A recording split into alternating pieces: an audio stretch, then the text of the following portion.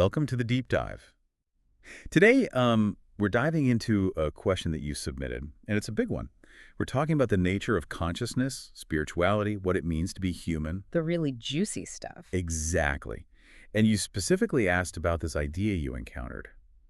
Humanity forgetting its true nature. Right. Like we've lost something important along the way. We're going to explore that, drawing on some really fascinating insights from Dr. Roy E. Richmond and his book, Simple Answers to What Seem to Be Difficult Questions. So listeners, if you've ever felt like there's more to life than meets the eye, like there's a deeper truth we've forgotten, you are not alone. Not at all. This idea's been around for centuries, popping up in different cultures and philosophies. And Dr. Richmond offers a unique perspective on this by, well, he connects it to the Bible, which might seem surprising at first. Yeah, he goes straight to the Garden of Eden, to Adam and Eve.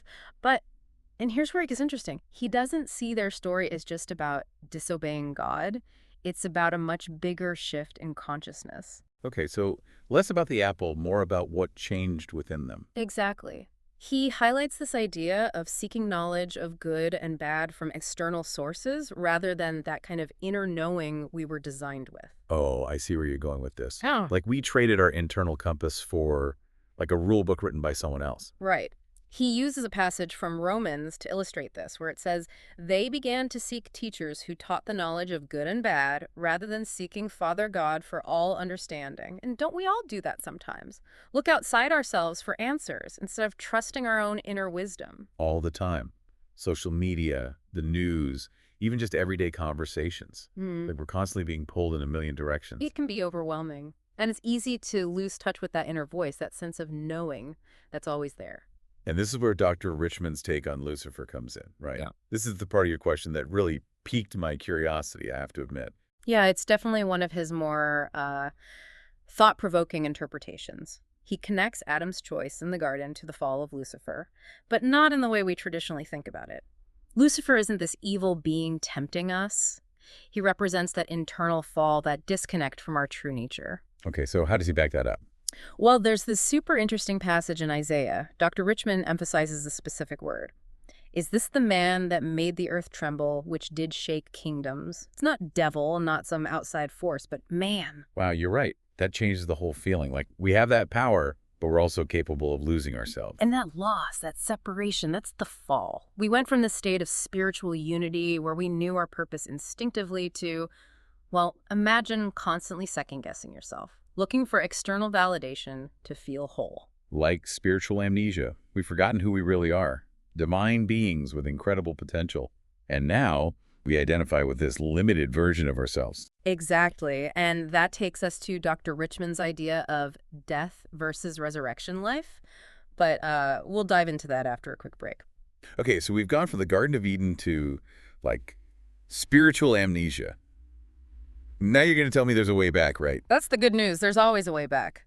So tell me, what exactly does Dr. Richmond mean by this whole death versus resurrection life thing? Well, he's not talking about physically dying here. He sees death more as a state of being. That disconnect from our true selves we were talking about, it's like living with this spiritual blind spot, you know? We're going through the motions, but a whole dimension of who we are is just got offline. Exactly. And get this. He believes we can actually experience the opposite, what he calls resurrection life, right now in our everyday lives. Whoa, hold on. We don't have to wait to, Nope. No waiting around for some big dramatic event. This awakening can happen right here, right now. Okay, now that's exciting. But how? Well, he has a term for it. Ex-anastasis. It's a mouthful, I know. Ex-anastasis. Say that 3 times fast.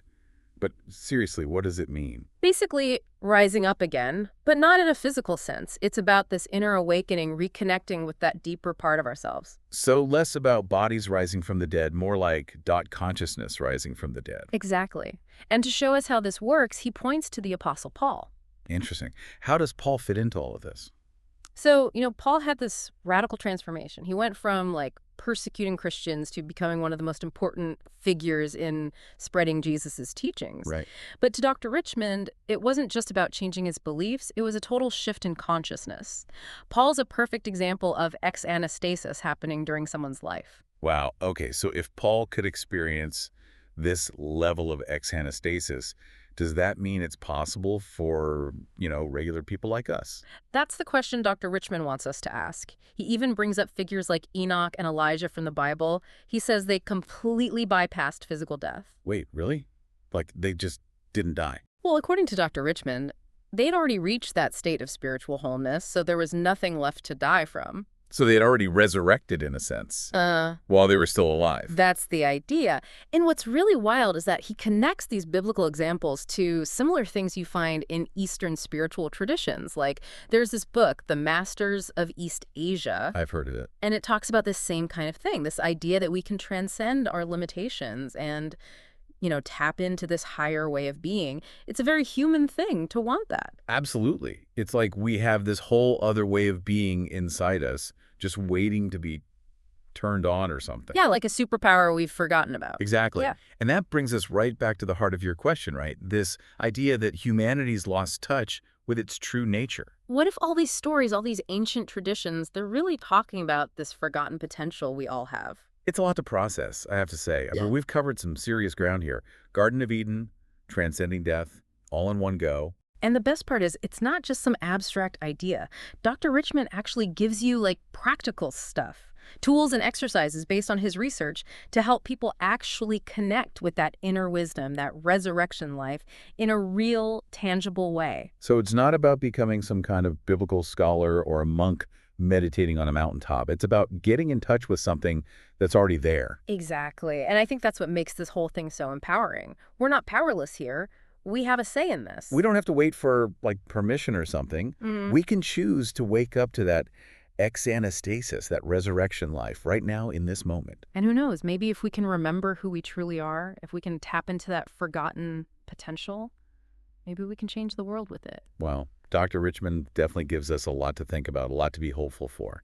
And as always, this is just the tip of the iceberg. This deep dive, it's really just the beginning, isn't it? It really is. And if anything we talked about today resonated with you, if it sparked your curiosity, even if it brought up more questions, don't stop searching. Keep diving deeper, keep questioning, and most importantly, keep listening to that inner voice. That's the voice that reminds you of who you really are